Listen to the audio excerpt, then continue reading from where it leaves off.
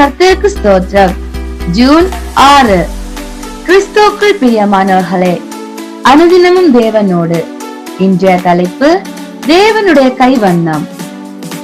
நற்கிரைகளை செய்கிறதற்கு நாம் கிறிஸ்து இயேசுவுக்குள் சிருஷ்டிக்கப்பட்டு தேவனுடைய செய்கையாய் இருக்கிறோம்.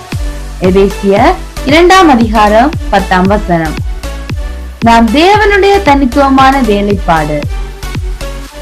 மனிதர்களாகிய நாம் ஒவ்வொருவரும் தற்செயலாக இந்த உலகத்தில் உருவானவர்கள் அல்ல. தேவனுடைய தனித்துவமான வேலைப்பாடு. நாம் தேவனுடைய நற்கிரியைகளை வெளிப்படுத்தவே படைக்கப்பட்டிருக்கிறோம். ஒரு சிற்பி தனது கல்லை அழகாய் செதுக்குவது போல தேவன் நம்மையும் சிறப்பாக உருவாக்கினார். ஒவ்வொரு நாளும் நாம் செய்யும் நல்ல செயல்கள், ஒரு சிறிய உதவி, நேர்மையான அன்பின் செயல்கள் அனைத்துமே தேவனுடைய செயல்பாடுகளை நம் வாழ்வில் பிரதிபலிப்பதாக விளங்குகிறது. தேவன் உங்களுக்கு கொடுத்திருக்கிற குடும்பம், சமூகம், வேலை, அலுவலகம் என்ற எல்லாமே தேவனுடைய செயல். துன்பங்கள் கூட தேவனுடைய திட்டமே. வாழ்க்கை துன்பத்தின் பாதையில் நகர்ந்தாலும் அது தேவனுடைய திட்டத்தின் ஒரு பகுதியாக கூட இருக்கலாம்.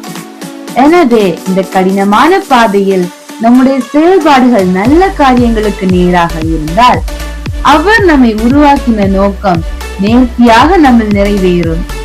யோசேப்பின் அடிமைத்தனமும் சிறைவாசமும் ஒரு தற்செயலான நிகழ்வு அல்ல.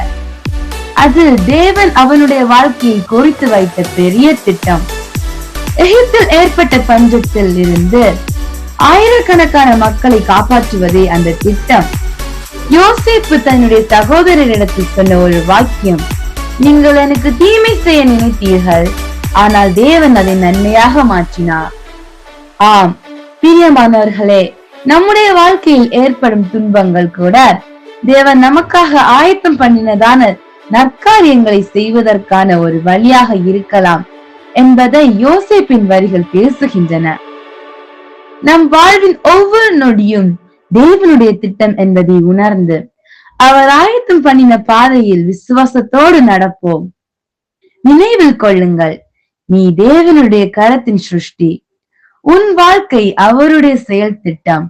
அதை நீ நம்பு. ஆமீன்.